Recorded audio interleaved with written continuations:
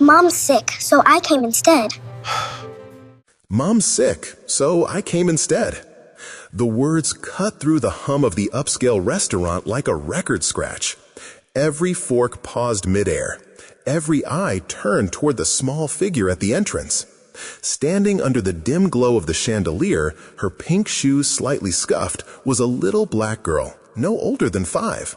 She had smooth brown skin, big eyes that held more honesty than most adults could manage, and 2 pigtails that looked like someone tried really hard and almost got them even. She wasn't supposed to be here. Not at La Fontaine, Savannah's most exclusive French fusion restaurant. Not walking past the maitre d' with that much confidence, and definitely not heading straight for Darius Westbrook's table. Darius, black billionaire, CEO of Westbrook Technologies, and known for being as hard to impress as he was hard to find outside a boardroom, looked up, expecting a woman. Probably nervous, probably late. Instead, he saw her. She walked right up, pulled out the chair across from him with both hands, climbed in, and said it again, slower this time. Mom's sick. She said this dinner might make her happy. So I came. The entire place fell into stunned silence. Even the jazz trio missed a note. And Darius? He didn't laugh, didn't wave her off. He just blinked, stared for a second, then leaned in and asked, "What's your name?" "Ariel, I'm 5.5, and Mommy said if you're not kind to me, you're not kind enough for her." There it was. A black story, raw and unfiltered, sitting at a white linen table with silverware heavier than Ariel's arms. And that's what we do here on Hidden Worth. We tell the stories no one expects, but everyone needs to hear. This isn't about fairy tales, it's about truth. About what happens when kindness walks into a place it's never been invited and dares to sit down anyway. Ariel didn't come for the steak, she came for her mother. A woman who worked too hard, got paid too little, and had finally agreed to a blind date after years of telling herself love was for other people. But life had other plans. If you're here listening, stay with us, because what started with one little girl in the wrong place at the wrong time might just be the beginning of everything they've been waiting for. Hit that subscribe if you believe in second chances. Let's begin. It wasn't supposed to be her night. The invitation had been for Maya, not Ariel. Maya Johnson was a waitress, black, 32, widowed, and holding it together with duct tape and prayer. Her shift at Jasmine Ember, a restaurant that pretended not to notice her unless something went wrong, had ended just hours earlier. She had come home with sore feet, a low fever, and an ache deep in her bones that had nothing to do with illness. She was tired, the kind of tired that lives in your spirit, not just your body. The date? She had agreed because of Tasha, her only friend who didn't judge. Tasha had said the man was respectful, successful, and more importantly, not looking to save anybody. Just someone who could breathe without pretending. Give it a chance, Maya. Maybe he's not another man who gets weird when the check comes. Maybe he's not afraid of women who work 12 hours and still go home to fold laundry. But by 5 p.m., Maya's fever spiked. She texted Tasha, asked her to apologize to the mystery man, and curled up on the couch with Ariel, praying her daughter wouldn't catch it too. She didn't know Ariel had been listening, watching. That little girl always watched. Ariel didn't understand the word exhaustion, but she knew what it looked like on her mother's face. She knew the difference between regular tired and that scary kind. The kind where Mommy forgot to eat. The kind where she'd stare out the window and not see anything. That night, as Maya slept, Ariel got up, put on her best dress, the light blue one with a sparkly belt, and tried to fix her hair by herself. It didn't go great, but it didn't matter, because Ariel had made up her mind.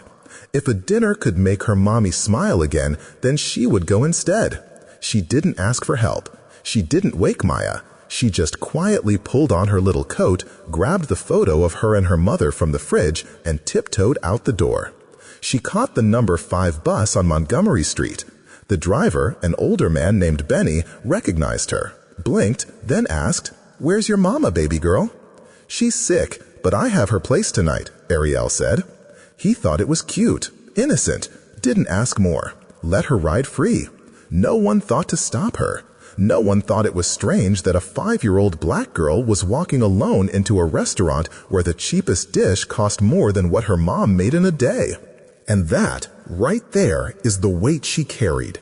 Because Ariel didn't walk through the door just as a child. She walked in as the wrong child. Black, alone, uninvited, in a space that had already decided who belonged and who didn't. Some people saw a cute moment.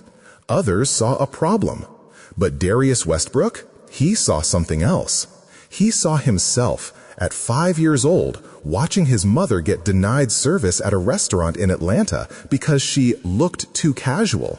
He saw his sister being followed around a boutique like a thief when she was just trying to find a prom dress. He saw all the little doors that had closed on his family, not with locks, but with silence. And now, here was Ariel, walking through one, alone. She didn't know about social boundaries, racial assumptions, or the quiet codes that whispered, "Not for you." But Maya knew. Oh, Maya knew. She knew that even in a so-called progressive city, the darker your skin, the smaller the room gets. She'd seen it when other waitresses, lighter, softer spoken, got tipped more for doing less. She felt it when white customers called her sweetheart with just enough of a tone to remind her she wasn't really seen. She heard it in the way people said, "your people," like it was still 1962. And that's why she hesitated with the blind date. Because black women don't get to just show up. We have to explain, perform, shrink or shine, depending on the lighting. So when she found out, hours later, that Ariel had gone in her place, her heart dropped. Not just out of fear, but out of knowing. Knowing what the world might do to a little black girl who dared to show up where she didn't belong. But what Maya couldn't have predicted was how Ariel would carry herself. Not just with manners, but with purpose. How she'd sit straight, ask real questions, and speak about her mother like she was a queen. How she'd force a room full of uncomfortable people to reckon with something they couldn't ignore. That's what made this more than a cute story. That's what raised the stakes. Because this wasn't just about a dinner. It was about dignity. And it wasn't just Ariel who had something to prove. It was Darius. It was Maya. And whether they knew it yet or not, it was the beginning of something neither of them expected. Darius Westbrook had been to 1,000 dinners, business deals, gala fundraisers, private chef tastings with Michelin stars and wine pairings that came with their own sommeliers. But this was different. Because across the table from him sat a 5-year-old girl eating steak frites like it was a Happy Meal, swinging her legs beneath the chair and asking him questions like she owned the place. "So, do you like numbers or people more?" Darius blanked. "Excuse me?" Ariel cut her steak carefully, tongue peeking out from the corner of her mouth in concentration. "My mommy says some people only care about money. But Aunt Tasha says there are people who care about people and money. I think they're the best." Darius couldn't help it. Not the polite kind. The real kind that slips out when someone surprises you in the best way. He leaned forward. "What do you care about, Ariel?" She looked up, eyes wide and clear. "Love." There was no hesitation. Just one word. Simple. Pure. Darius had been building a tech empire for 15 years. Mergers, IPOs, billion-dollar valuations. He had read entire market reports with fewer truths than that one word. Love. The waiter approached to refill their waters and did a double take at the scene. Darius Westbrook dining with a child? No adult in sight. The man's smile was tight, confused, maybe even judgmental. Ariel didn't miss it. She watched the man walk away, then turned to Darius and asked, "Is it weird that I'm here?" Darius looked at her, really looked. She wasn't squirming, wasn't embarrassed. She was curious, brave enough to ask. "No," he said finally. What's weird is that some people think love needs permission. Ariel grinned, satisfied with that answer. Then she pulled something out of her small purse and laid it gently on the table. It was a photo, crumpled at the edges, worn like it had been held too many times. In the picture, Maya, younger, tired, holding Ariel as a baby in front of a food truck, both of them smiling, covered in powdered sugar and sunshine. "She keeps this in the fridge so she remembers the good days," Ariel said. "I brought it just in case you forgot to ask what she looks like." Darius picked up the photo carefully, as if it were something sacred. And in a way, it was. "She's beautiful," he said quietly. "She's tired," Ariel replied. "But when she laughs, her whole face shines." She sipped her juice. "She used to laugh a lot before Daddy went to heaven. Now she just works and hugs me real tight and forgets to eat." There was no self-pity in her voice, just an observation.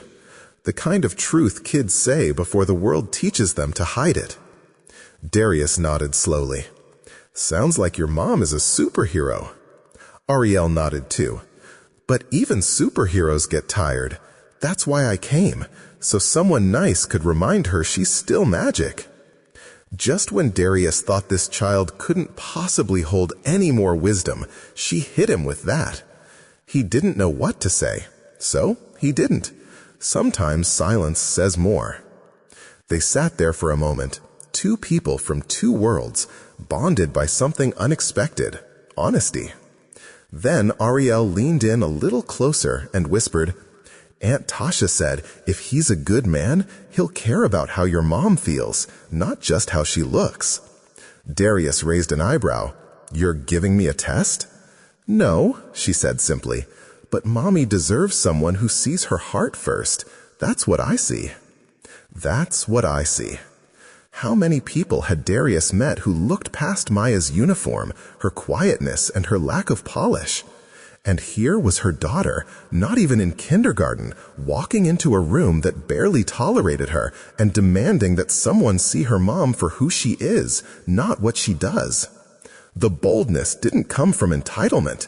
It came from love. Pure, unfiltered, unapologetic love. The kind most adults forget how to give. The kind that doesn't measure status or money. The kind that doesn't ask permission to show up. That's what cracked something open in Darius. He didn't know yet if Maya would ever want to see him again, but he knew this. He had been invited to something sacred. Not by email, not by RSVP, but by a little girl who believed love could fix things. And Darius Westbrook, man of logic, empire builder, guarded heart and all, was beginning to believe that maybe, just maybe, she was right. Darius Westbrook didn't believe in fate. He believed in strategy, in measurable outcomes, in doing the work and letting the numbers speak. But that night, watching Ariel scrape the last bit of chocolate mousse from her plate with the careful precision of a child who knew not to waste a single bite, something shifted. He couldn't stop thinking about her mother, Maya. He hadn't known her name until now, but her face, he remembered. She was the quiet one, always worked the late shifts, kept her hair tied back, eyes that carried storms she never let show. He'd seen her at Jasmine Ember at least a dozen times before, probably more, but she never lingered at his table, never tried to charm, never flirted like some of the others did when they realized who he was. She just did her job, fast, efficient, professional, and invisible. Except she wasn't, not to him. He remembered one night in particular, 6 months ago. Rain pouring like buckets, streets nearly flooded. Darius had come in late, soaked to the bone after a meeting ran long and his driver got stuck in traffic. Most of the staff had already clocked out. The bartender had been annoyed. The kitchen is nearly closed. But Maya? She brought him a towel. Not a word, just handed it to him with a nod, like she didn't need thanks and didn't expect anything. Then she brought him warm tea instead of water, said, "You look like you've had enough cold for one day." That was it. She didn't know he noticed the gesture, but he did. He also noticed how other customers, mostly white, mostly rich, talked over her, called her "you girl" or worse, "hey waitress," like she didn't have a name. And how she still smiled, still served with grace, still went home on foot after midnight, alone. The thing about Darius was, he had come from that. Before the boardrooms and Forbes covers, before the custom suits and private jets, he had grown up watching his own mother take double shifts just to keep the lights on. He knew the look Maya wore, tired but proud. The kind of pride that doesn't ask for praise, just peace. He respected it. And now, sitting across from Ariel, Maya's daughter, it all started to make sense. This little girl didn't just show up because her mom was sick. She showed up because she had watched her mother give and give and give and never ask for anything in return. And she wanted, in her own small way, to give something back, to give her mom a chance, to give him a chance. Darius leaned back in his seat as Ariel hopped down, twirling slightly in her two big dress shoes. She looked up at him with those same eyes, Maya's eyes, and said, "You should meet her when she's not tired. She's really funny when she sings while cooking." He chuckled. "Does she sing often?" "Not since Daddy died," Ariel said matter-of-factly. "But sometimes I catch her humming real soft. That's when I know she's trying." Darius didn't know what to say to that, so he didn't. He simply nodded, stood up, and helped her put on her little jacket. Outside, the savannah air had cooled. The sidewalk glistened from a light drizzle earlier in the evening. His driver, Clarence, was already parked out front, engine running. Clarence stepped out, opened the rear door, and then paused. He looked at Ariel, then at Darius, then back at Ariel again. "Is she yours?" Clarence asked quietly.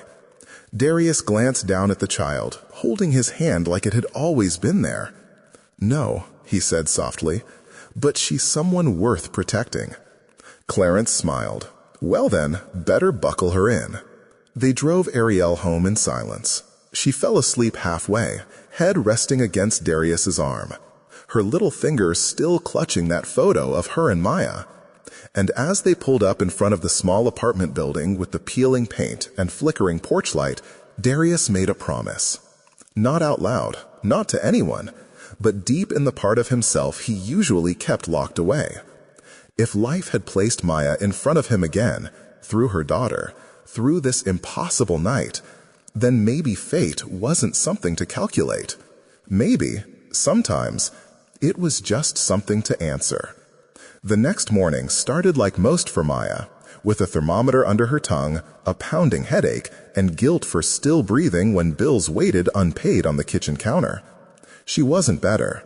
Her fever had broken slightly, but her body ached like it had been run over twice. Still, there was no option to rest, no sick days, no backup. Only Ariel, still in pajamas, sitting cross-legged on the floor, coloring a picture of a cat that looked suspiciously like it had eyebrows. "You can't go to work like this," Ariel said, holding up her drawing like a distraction. Maya forced a smile. "I'll be okay." It was a lie. She wasn't okay, but she had $14 in her purse, and her cough was getting worse. She had to try. So she wrapped a scarf around her neck, tucked Ariel's drawing into her coat like a lucky charm, and walked 2 blocks to the corner pharmacy. It was a small place. Local, old school, the kind of store that still sold paper greeting cards and glass bottles of ginger ale behind the counter. The bell above the door jingled as Maya stepped inside, blinking against the fluorescent lights. She went straight to the back, where the cold and flu medicine sat in tight, overpriced rows. She picked up a bottle of cough syrup, glanced at the price tag, $17.95, and exhaled through her nose. Then she picked up a cheaper brand, $12.89. She held both bottles in her hands, the way people do when trying to convince themselves that generic doesn't taste like chalk. Behind the counter, the pharmacist was ringing up a customer when someone stepped into the aisle next to Maya. She didn't look, didn't care. She was doing the math in her head. Groceries, rent, bus fare, no room for name-brand comfort. But the man beside her spoke, his voice calm, unmistakable. You should go with the one that works." She turned, startled. It was him, Darius Westbrook, standing in a pharmacy in River Bend. No driver, no press, no security detail, just a hoodie, jeans, and those same steady eyes. Maya froze. "Mr. Westbrook?" "Darius," he corrected gently. She blinked. "What are you doing here?" He shrugged. "Picking up vitamins. My assistant says I'm not getting enough iron." She didn't believe him, but she didn't have time to dig deeper. "I'm just grabbing something for my cough," she said quickly, holding up the bottle. "Sorry you had to deal with last night. I didn't know Ariel left. I didn't even know she could ride the bus alone." "She handled herself," he said, smiling. "Better than most adults I know." Maya tried to chuckle, but it turned into a dry cough. She winced, clutching her scarf tighter. "I'm fine," she added, even though no one had asked. "You're not," Darius said. "Let me get that." "No," Maya said immediately, eyes sharp. "I don't take charity." "It's not charity." "It feels like it." "It's not." They stared at each other for a beat too long. Maya's pride was louder than her pain, but behind her eyes, Darius could see it. The fatigue, the hunger, the humiliation of not being able to care for yourself when the world already assumes you can't. So he did something quiet. He stepped past her, walked up to the pharmacist, and handed over his black card. "Ring up the cough medicine," he said, loud enough for Maya to hear. "And the multivitamin. And add a box of Ariel's favorite cereal if you have it." Then he walked out. No explanation, no smile, no lecture. Just gone. Maya stood frozen for a moment, unsure whether to be angry, embarrassed, or relieved. The pharmacist bagged her items without a word and handed her a receipt, paid in full. Maya stepped out 5 minutes later, bag in hand, heart still pounding. And there he was, leaning against a street lamp, hands in his pockets, looking like he belonged in every place he wasn't supposed to be. "I told you not to," she said softly. He didn't look at her. "You didn't have to thank me," he said. "But I hope you don't think for a second I see you as less." Maya clenched her jaw. "I'm used to being seen as less." "Then maybe," he said, finally meeting her eyes, "you've been seen by the wrong people." That's when she realized this wasn't a game for him. This wasn't pity. It was present. And sometimes presence speaks louder than permission. Maya showed up to work the next day running on nothing but cough syrup, black coffee, and the thin thread of dignity she refused to let break. The fever had faded to a low throb, but the fatigue was real. She'd slept 4 hours, maybe 5. Not enough. Never enough. She clocked in at Jasmine Ember 15 minutes early, like she always did. Hair pinned back, apron pressed, lips tight. No room for mistakes. No room for humanity. The other servers barely noticed her. That wasn't new. Maya had learned how to move through the back of the house like smoke, silent, essential, unnoticed. But Verna noticed. Verna always noticed. She was the kind of manager who smiled with her teeth, not her eyes. The kind who used sweetheart like a threat, and always spoke a little too loudly when correcting the black and brown staff. That morning, she was waiting by the lockers, arms crossed, red lipstick too perfect for someone who'd never lifted a tray. "Maya," she said, like she was summoning a stray dog. "We need to talk." Maya blinked, unsure whether to brace for impact or pretend not to hear. "Yes, ma'am?" Verna's smile widened. "Don't ma'am me. You know what this is about." "I'm not sure I do." Verna leaned in, voice low. "Your daughter." Maya stiffened. She walked into this restaurant last night like she belonged here, sat at a VIP table, talked to a guest. Do you know what kind of risk that is? What kind of message does that send? Maya said nothing. "I don't care if she's cute. This is a business. Our clientele expect professionalism, order, decorum." Maya swallowed hard. She didn't mean any harm. "Didn't matter," Verna snapped. "You people need to learn where the line is." There it was. That phrase, "you people." The kind of phrase that dressed itself up in policies and guidelines, but always meant the same thing. Stay small, stay quiet, stay in your place. Maya's chest tightened, her hands curled slightly at her sides. She wanted to speak, but all she could hear was her heartbeat in her ears. Verna stepped back and softened her voice, as if that made the words less cutting. I'm not saying you're a bad mom. I'm just saying maybe this isn't the job for someone with a child who doesn't know how to behave. And with that, she walked away, heels clicking like punctuation. Maya stood still for a long moment. She wasn't shocked, not really. She'd worked for people like Verna before, people who smiled at diversity statements in the break room but whispered about those neighborhoods when the tips came up short. She wiped her eyes before the tears could fall. But what Maya didn't know was that someone had heard everything. Someone who wasn't supposed to be there. Darius. He had come by unannounced. He said he wanted to scout the restaurant for a private event, but really, he just wanted to see if Maya was okay. He hadn't expected to hear that voice, that tone. And when he rounded the corner and saw her, shoulders stiff, hands shaking, he didn't need to ask what had happened. He just knew. Later that afternoon, a call came from corporate. Verna was invited to explore other opportunities. No explanation, just gone. When Maya found out, she didn't celebrate. She didn't even ask who made the call. She just sat in the break room and stared at the wall for a long time. It wasn't justice, not really. It didn't erase what was said, or how small it made her feel. But it was something. And when she stepped back out onto the restaurant floor, she held her head a little higher. Because for once, someone saw it, saw her, not as a mistake, not as a liability, but as a woman trying, desperately, to keep it all together. And maybe that was enough, for now. 3 days later, Maya's phone buzzed with a message she hadn't expected. No pressure, just lunch, bring Ariel. I'll have crayons ready. Darius. She stared at the screen like it might vanish. The message was simple. No questions, no demands. Just a quiet invitation. Her instinct? Decline.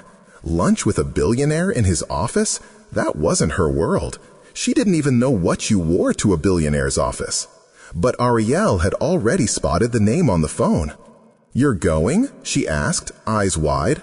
Maya hesitated. It's not a big deal. Yes, it is, Ariel grinned. He has elevators that talk. Maya laughed. Not because it was funny, but because it felt like the first time in weeks she'd heard her own joy echo back at her. So she said yes. And 2 days later, Maya found herself standing in the marble lobby of Westbrook Tower, 32 stories of glass, steel, and power.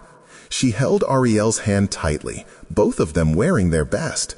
Maya in her navy blouse and clean slacks, Ariel in a yellow sundress that still smelled like lavender detergent. They didn't look like anyone else in that lobby. Everyone else moved with purpose. Phones in one hand, lattes in the other. Suits are crisp, faces unreadable. But the receptionist smiled when they gave their names. He's expecting you, she said, top floor. In the elevator, Ariel whispered, Is this a castle? Kind of, Maya answered, her voice softer than she meant it to be. The doors opened to a space that didn't scream money, but whispered it, tastefully. There were plants in real soil, a glass wall looking out over the Savannah River. And in the corner, behind a sleek walnut desk, was Darius. No tie, sleeves rolled, smile easy. Welcome, he said, standing. You clean up all right, Miss Johnson. Maya raised an eyebrow. And you wear normal clothes? He chuckled. Sometimes. Ariel ran past them toward a small round table already set with placemats, coloring books, and crayons sorted by shade. This is so fancy, she said, plopping into a chair. And it smells like pancakes and books. Darius motioned to the window. Lunch with a view? Maya nodded, sitting carefully across from him. I've never eaten in the sky before, he smiled. First time for everything. Lunch was simple, grilled cheese with tomato soup, just like Ariel liked it. For the adults, a fresh Cobb salad and tea. Nothing pretentious, nothing staged, just food and space and something rare, no expectations. As they ate, Ariel asked question after question. Do you have a secret room? Nope. A robot assistant? Just Clarence. Do you know how to draw a unicorn? Sadly, no. She giggled at every answer, completely at ease. Then, as Maya dabbed a napkin at the corner of her daughter's mouth, the door opened. A man walked in, mid-50s, white, shark gray suit. He looked surprised to see company. Darius, he said, tight-lipped, didn't know you had guests. This is Maya and her daughter Ariel, Darius said evenly. Ladies, this is Sherman Burke, one of our investors. Sherman offered a smile that didn't quite reach his eyes. Pleasure. Ariel waved. Hi, we're having sky lunch. Sherman chuckled politely. How nice. Then, turning to Darius, voice lowered just enough to sting, didn't realize we were turning the boardroom into a daycare. The room froze. Maya's hand twitched toward her purse. Darius didn't flinch. He looked Sherman straight in the eye and said, "This is a meeting with someone whose insight I value more than most people at this table." Sherman blinked. She's 5. And still asks better questions than some grown men.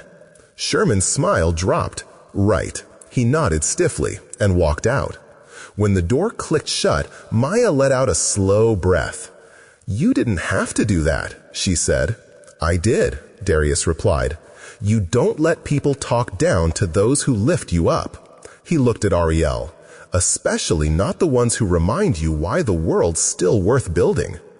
The rest of lunch passed like a memory you didn't want to end. When they left, Maya turned back at the elevator, eyes lingering on Darius for just a second too long. Thank you, she said. He nodded. No, really, she added, for seeing her. His voice softened. I think she saw me first. It was supposed to be a normal Tuesday night. Maya picked up an extra evening shift at a local diner. Not Jasmine Ember. She had quietly stepped away from that job after the Verna incident. This place was smaller and less polished, the kind of spot that stayed open late for truckers, college students, and working moms with nowhere else to go. She left Ariel in the care of Miss Thelma, their elderly downstairs neighbor, who sometimes watched Ariel in exchange for homemade soup or folding help. I'll be back by 9, Maya had promised, kissing her daughter's forehead. Can we color when you get home? Ariel had asked, holding up a fresh pack of crayons. Of course, Maya smiled, but only if you eat all your dinner. Ariel nodded solemnly. Pinky promise. And then Maya left. The shift dragged. Orders came in waves. Her feet throbbed in cheap sneakers. Plates clattered. Grease hissed. She checked the clock constantly, counting the hours, the minutes, and the seconds. But she didn't check her phone. Not until she was walking home under the flicker of street lamps, with her apron tucked in her bag and exhaustion wrapped around her like a wet coat. She pulled out her phone and saw the missed calls. 7 of them, all from Miss Thelma. Her heart dropped. She called back instantly, breath catching in her throat. Miss Thelma answered, panicked. Maya, I'm so sorry, baby. I went to the laundry room for 5 minutes. 5. When I came back, she was gone. Maya's chest tightened. Gone? What do you mean, gone? I mean, she's not in the apartment. I looked everywhere. I thought maybe she went to knock on your door, but she's not there either. Maya's feet started moving before her mind caught up. She ran. Past the gas station, down River Bend's uneven sidewalk, nearly tripping on a loose brick. She burst into her apartment building and banged on Miss Thelma's door. The old woman opened, tears in her eyes. I checked the stairwell. I checked outside. I don't. Maya was already gone, yelling Ariel's name down the hallway. Into the courtyard. Into the night. No answer. She ran from corner to corner, face flushed, heart hammering. Neighbors stepped out, confused. A few offered to help. But none of them had seen a 5-year-old girl in a yellow hoodie with glitter patches. Maya's voice cracked from shouting. Her hands shook. And for a moment, just one moment, she let the fear grip her. What if she's gone? What if I never see her again? What if the world was never safe for girls like her? That's when her phone rang again. This time it was Clarence, Darius's driver. "Maya," he said, "we found her." She didn't wait. 10 minutes later, she pulled up in the back of Clarence's SUV, hair wild, chest heaving, shoes half untied. She sprinted across the parking lot of a 24-hour market on Liberty Avenue. And there she was, Ariel, sitting on the curb, hood pulled up, holding her crayon drawing. Darius stood beside her, coat off, draped over her small shoulders. Maya ran to her daughter and dropped to her knees. "Ariel," she cried, "oh my God, what were you thinking? Why did you?" Ariel looked up, tears streaking her cheeks. "I wanted to buy you flowers," she whispered, "like the ones you see in the window. I thought if I used my birthday dollars, maybe you'd smile." Maya's heart shattered. She pulled her daughter into her arms, rocking her gently, tears soaking into Ariel's curls. "I'm sorry," Ariel sniffled. "I didn't mean to scare you." Maya kissed her forehead again and again.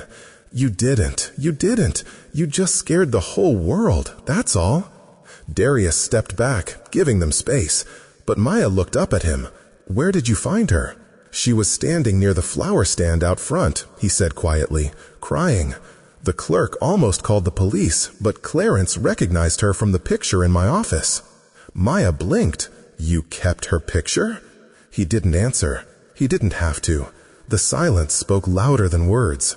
They drove home that night without music, just the soft hum of the engine and Ariel's breathing as she slept across Maya's lap.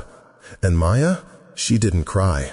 Not until Darius walked them to the door and waited for her to say something, anything.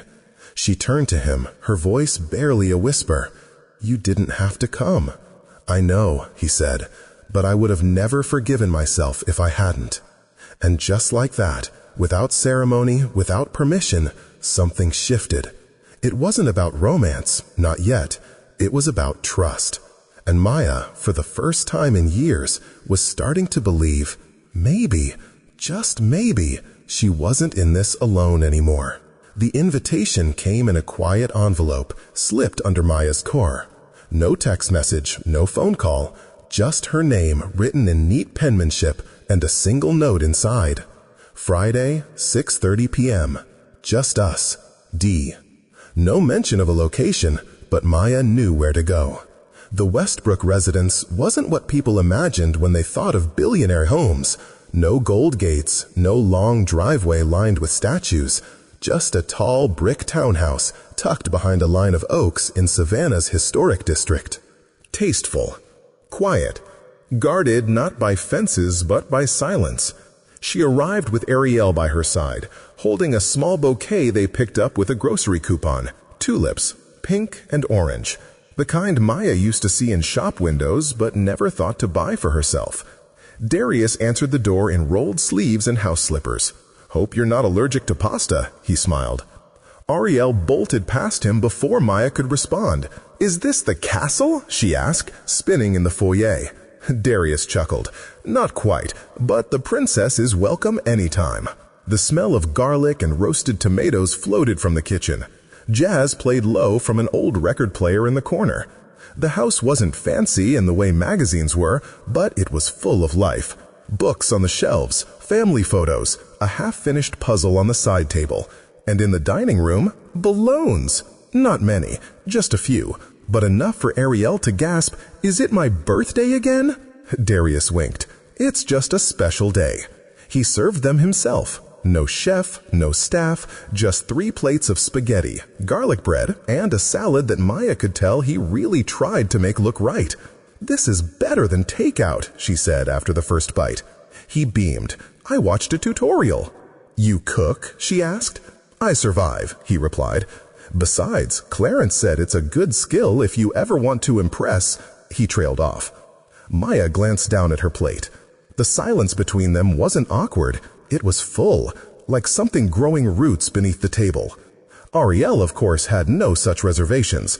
She talked non-stop, About school, about the funny sound her shoe made last week, and about a pigeon she named Walter who visited their window every morning. Maya laughed more than she meant to, and Darius watched her. Not in the way men often watched her, waiting for something in return, but in that rare way that said, "I see you, I hear you, and I'm not going anywhere." After dinner, they moved to the living room. Darius pulled out a board game. Ariel climbed onto the rug. Maya curled up on the couch, her body slowly forgetting the stress of surviving. Halfway through the game, Darius leaned over and whispered something to Ariel. She giggled and ran out of the room, coming back a moment later holding a cupcake with a single candle. She set it in front of Maya and said proudly, "For your happy day." Maya blinked, confused. "It's not my birthday." "Doesn't matter," Ariel said. "You smiled today. That means we celebrate." Darius nodded. "She made me promise. Every time you smile like that, it counts." Maya stared at the tiny candle, at the pink frosting, at her daughter, then at this man, this quiet, steady man who had given her more peace in a week than life had offered her in years. She blew out the candle. Didn't make a wish. She didn't need to. After Ariel drifted off on the couch, curled up under a soft throw blanket, Maya helped Darius clear the plates. He washed, she dried. No one said much, until he did. "I didn't invite you here just for dinner," he said softly. She paused. "I know," she replied, "but thank you for not making it feel like more than that." He looked over, eyes warm. "It already is." She didn't answer, just folded the dish towel and set it aside. Then she turned to face him and said, "You're making it hard to remember the walls I built." He took a step closer. "Maybe you don't need them anymore." Outside, the sky darkened, but inside, something gentle unfolded. Not romance, not yet, but the beginning of trust. The beginning of something that could survive more than one dinner. Something that might just make it to dessert. The next morning, the house was still. Ariel had fallen asleep with a stuffed giraffe tucked under her arm, something Darius had quietly placed beside her the night before. Maya stood at the kitchen window, watching the soft light slip through the trees, holding a cup of coffee she hadn't paid for, in a house she didn't think she'd ever step foot in. It felt unfamiliar and safe. When Darius returned from walking Clarence out to the car, he offered her a quiet smile. "Come upstairs," he said. "I want to show you something." She followed him up the winding staircase, passing framed artwork and black and white photographs, old ones, of Savannah in the 60s and 70s. A different city, a different story. They reached his study. The room smelled like cedar and old paper. It wasn't sleek like his office in the tower, but filled with worn books, a well-loved record player, and shelves that looked like they'd been dusted with care, not staff. His desk sat by the window, a simple mahogany thing. On it sat only a laptop, a few notepads, and a single photograph in a wooden frame. Maya approached it slowly. It showed two children on a porch. One, a young Darius, no more than 6, grinning crookedly with one missing tooth, arms slung around a slightly older girl in braids. Her smile was wide and wild, her hand mid-wave, as if the picture had been caught just in time. Maya picked up the frame gently. "Your sister?" she asked. Darius nodded, his expression unreadable. "Lena." "She looks like Ariel," Maya murmured. "I know," he said softly. Maya waited, and after a long pause, Darius finally spoke. "She died when I was 10. She was 13. Asthma attack. We were waiting outside a hospital. They made us wait because they said it wasn't urgent. They didn't see us, not really, not fast enough." His voice didn't shake, but something in it cracked. "She couldn't breathe," he continued, "and I just sat there, holding her hand, begging them to let her in. But we weren't the kind of family they rushed for." Maya felt the sting rise in her eyes. "I'm so sorry." He looked at her, and for the first time since she'd met him, not as a billionaire, not as a man in control, he looked like a brother who never got to grow up right. "I don't tell people that story," he said. I locked it away for years.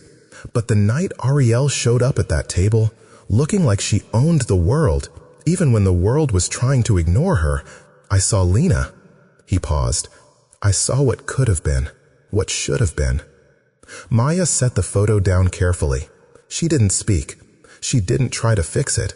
She just stood with him, in it. That kind of silence is rare, the kind that doesn't fill the space with noise, but with presence. Darius sat down at the desk and ran a hand over the frame. She used to say we'd grow up and buy our mom a real house, not the kind with holes in the roof, the kind where nobody tells you to use the back entrance. Maya sat in the chair across from him.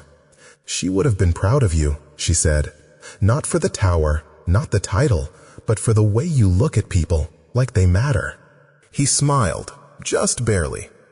I've spent so long proving I was more than where I came from.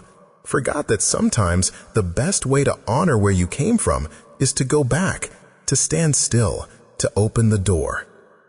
Maya looked around the room, at the books, the worn corners of the rug, and the small globe in the corner with stickers on it. This feels like her space, she said. It is, he nodded. Every decision I've made started at that porch. Then, quieter, he added, I didn't bring you here because of pity. I didn't even bring you here because of Ariel. She looked at him, waiting. I brought you here because I wanted someone like her to meet someone like you. Maya didn't flinch, didn't deflect. Instead, she whispered, and what if I'm not ready for everything this is turning into? Darius leaned forward, voice gentle. Then we go slow, but we go. Outside, a breeze picked up, rattling the window panes just slightly. Inside, two people sat across from each other, not as savior and survivor, but as equals, as echoes of the past searching for something whole in the present. And upstairs, Ariel slept on, dreaming of castles and cupcakes, unaware that while she rested, two hearts were finally beginning to wake. Darius knew the call was coming.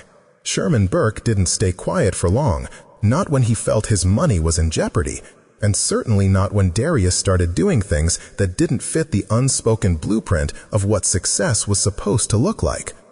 The message from Sherman's assistant was polite but pointed.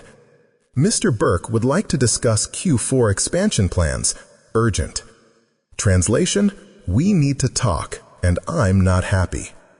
So Darius showed up to the meeting dressed like he always did.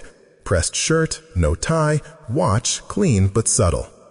He walked into the corner conference room on the 25th floor of Westbrook Tower, where the skyline glimmered just beyond the glass. Sherman was already there, alone. No legal team, no assistants. That meant this wasn't business. It was personal. Darius, Sherman said, not looking up from his tablet. Glad you could make time. I always have time for my investors, Darius replied evenly, especially the ones who like to meet in private. Sherman looked up. His eyes were cold, calculated. Let's skip the pleasantries, he said. I've been hearing things. Darius didn't blink. Things. About your personal choices. About your company as of late. Darius said nothing. Sherman leaned back, folding his arms. You're a public figure, D, and public figures have responsibilities. We're weeks away from a national rollout of our education platform. Investors are watching closely. And then there's you, taking a waitress and her child to boardroom lunches and private dinners, walking around like you're starting a charity instead of running a company. There it was. No coded language, just the truth dressed up in corporate concern. Sherman leaned forward. I'm not here to tell you who you can date, but when your choices start affecting market confidence, that's when we have to step in. Darius's jaw tightened. Are you threatening to pull out? I'm saying, Sherman said slowly, if you want my continued support, I need reassurance that you're focused, that you're not distracted by things that don't scale. Darius let out a short laugh. Things that don't scale.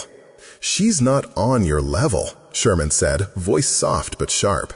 She doesn't come from your world. She doesn't understand this life. And she certainly doesn't belong in front of the people we're trying to partner with.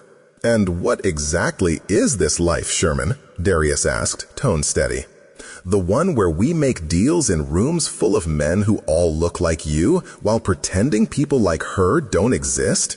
Sherman's eyes narrowed. This is business, Darius. No, Darius replied. This is cowardice. He stood. Sherman didn't. I built this company, Darius said quietly, from nothing. I didn't inherit a thing. Not a fund, not a trust, not a contact list. What I did inherit was a sense of who I am and who I won't become to stay rich. Sherman's voice dropped to a growl. You walk away from me and we both lose. Darius walked anyway. He didn't slam the door, didn't make a scene. But by the time he reached the elevator, his hands were shaking. Not from fear, from anger. The kind of anger that builds when the world tells you to be grateful for a seat at the table, only to shove you out when you bring someone they didn't approve of. Back in his office, he sat at his desk in silence. Ariel's crayon drawing still sat pinned on his bulletin board, right next to a product launch roadmap. A child scribbles, $1 billion strategy. And for the first time, Darius saw how both mattered. Because building a company was one thing, building a life worth protecting, that was something else entirely. He picked up his phone, hesitated, then dialed. Maya answered on the second ring. Hey, she said, voice soft, everything okay? There was a long pause. Then Darius said, I just walked away from $10 million. Maya didn't say anything at first. Then, gently, why? Because someone thought your worth needed a price tag. He waited, and Maya, still on the other end of that call, whispered, I'm not worth that much, Darius. He closed his eyes. You are to me. And in that moment, it was clear, this wasn't just about love.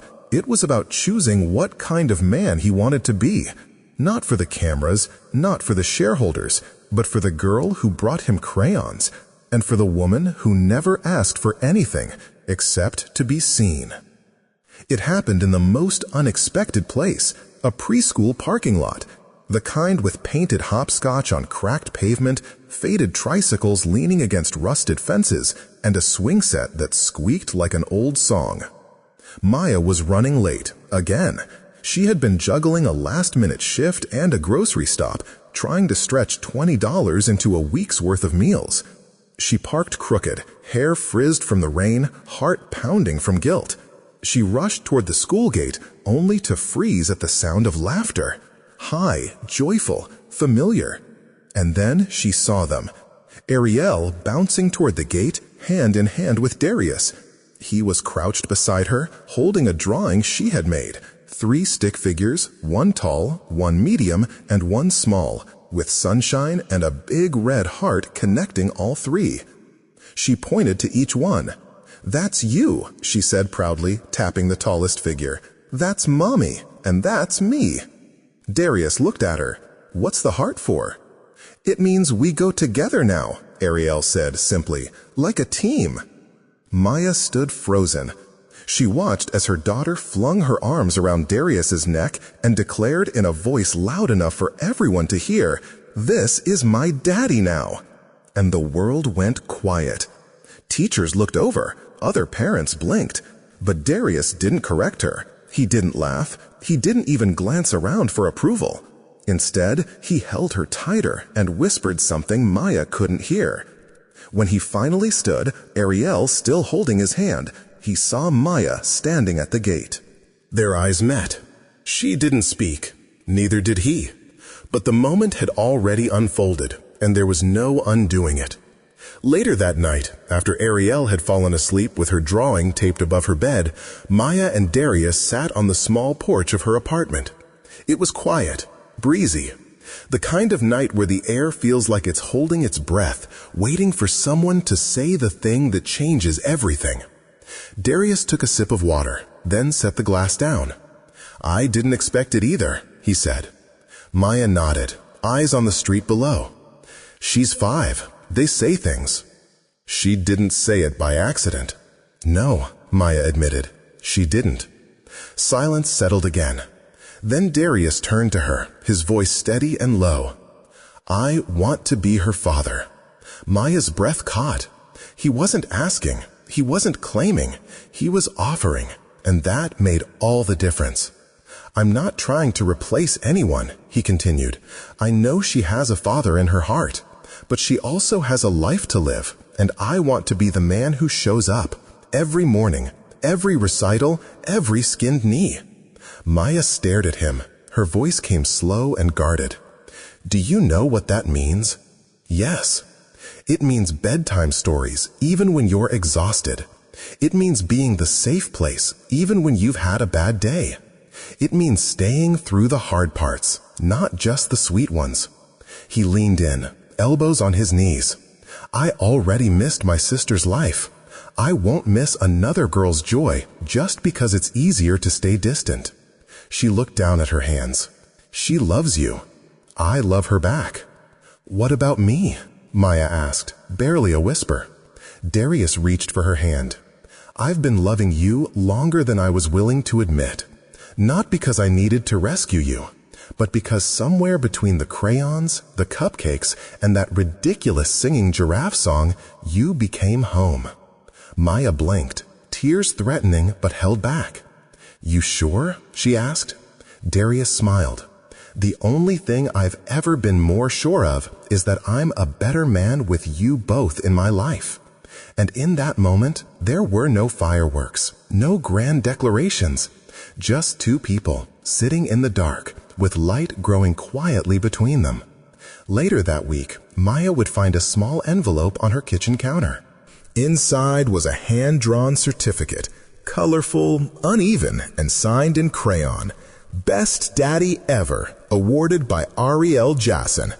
And beneath it, in Darius's handwriting, just 6 words, only if you'll let me be. Maya didn't cry. She just pressed the paper to her heart and whispered, yes. Not because she needed saving, but because, finally, she felt safe enough to say yes to something that looked like forever. The first time Maya saw the new place, she didn't say anything, not at first. It wasn't a mansion. It wasn't anything close to the penthouse life people assumed came with dating a billionaire. It was a house, a modest, sunlit 2-story home tucked into a quiet corner of a mixed neighborhood. White siding, a red mailbox, a crooked porch light Darius swore he'd fix before sunset. But the moment she stepped inside, she knew. It wasn't perfect. It was theirs. The living room had boxes still half unpacked, a couch too big for the space, a rug Bariel had already claimed as her tumble zone. There was no art on the walls yet, just taped up finger paintings and a handwritten note in crayon that read, Home Sweet Kinda Small Home. Darius had printed it out from Ariel's scribbles, framed it, hung it above the dining table like it was a Picasso. Maya ran her hand along the wall by the front door. It smelled like paint and hope. Are you sure about this? She asked. Darius kissed her forehead. I've never been more sure of anything. They didn't rush to unpack. Instead, they filled the space slowly, 1 box of books, 1 coffee mug, and 1 evening dance party at a time. Ariel made herself at home in every corner. She picked out a nightlight shaped like the moon, stuck glow-in-the-dark stars on the ceiling, and insisted on a tiny bookshelf beside her bed for story time. One night, she climbed into bed with a stuffed bunny tucked under one arm and said, I think this is our forever house. Maya smiled. Why's that, baby? Because no one whispers here, Ariel said. We all talk loud, even when we're tired. Maya didn't ask what she meant. She knew. Ariel had spent years watching her mom walk softly, speak carefully, and carry everything on her own. And now she saw her speak without flinching, saw Darius laugh without checking who was watching, saw love stretch its arms wide across every inch of the house. No rules, no pretending, just breathe, just life, just family. And not the kind that shows up on holiday cards with matching sweaters. The kind that burns the toast, forgets to buy milk, and still chooses each other anyway. One rainy morning, Maya woke up late. The kitchen was a mess. Cereal spilled, coffee half brewed, and the cat Darius finally caved in to adopt swatting at the curtains like it was his full-time job. Ariel was wearing mismatched socks. Darius had butter on his collar, and for a split second, Maya wanted to freeze it all in time. "This isn't perfect," she said, pouring coffee. "No," Darius replied, sipping his with a grin. "It's better." Because perfect would have missed all the things that made this real. The noise, the mess, the scars, the joy. A few months later at Maple and Honey Bakery, Maya placed a small white frame on the counter. Inside it was a photo, the three of them. Maya in a flour-dusted apron, Darius, sleeves rolled, holding a tray of slightly burnt muffins, and Ariel, front and center, face covered in frosting, holding up a wooden spoon like a trophy. Below the photo, in Maya's handwriting, it read, "Our sweetest recipe. Love, patience, and a little bit of flour." Customers stopped and smiled when they saw it. Some asked if it was staged. Others just nodded and quietly moved. And those who looked closer saw what the photo didn't say. That Maya didn't quit baking when life got better. She baked because life got better. That Darius didn't stop showing up when the paperwork was signed. He showed up more. At bedtime, on school picture day, and when Ariel scraped her knee chasing the ice cream truck. That Ariel didn't forget her father. She just made room for another man brave enough to love her fully, without conditions. One Sunday afternoon, as they sat on the porch watching the rain roll off the roof, Maya turned to Darius. "Do you ever miss the old life?" she asked. He looked at her, at their daughter reading comics under a blanket, at the flowers blooming in a yard they planted by hand. "No," he said, "that life never knew how to hold me." And she understood. Because family isn't who you're born to. It's who you build with, who walks through storms with you, who stands still when you're falling apart, who laughs when the milk spills and stays long enough to clean it up. And that, more than money, more than anything, is what makes a house into a home.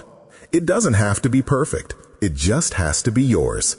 Not every story has to begin with fireworks to end in something real. Sometimes it starts with a little girl in a wrinkled dress walking into a room where she doesn't belong and saying words no one expects to hear. "Mom's sick, so I came instead." And just like that, something shifts. In that one sentence, we're reminded of a truth so many of us forget in the busyness of life, that love doesn't need permission. It just needs courage. Ariel didn't walk into that restaurant to change anyone's life. She didn't know what social status meant. She didn't care about income brackets or the unwritten rules of who gets to sit where. She just saw her mother hurting and decided to do something about it. That's what real love looks like. It shows up when it's inconvenient. It speaks when the room goes silent. It chooses others even when no one's choosing you. This story isn't just about Darius, the billionaire CEO who had everything and realized it meant nothing without someone to come home to. It's about Maya, a woman who was never supposed to win by the world's standards. A single mom, a black waitress, someone who kept giving even when she had nothing left.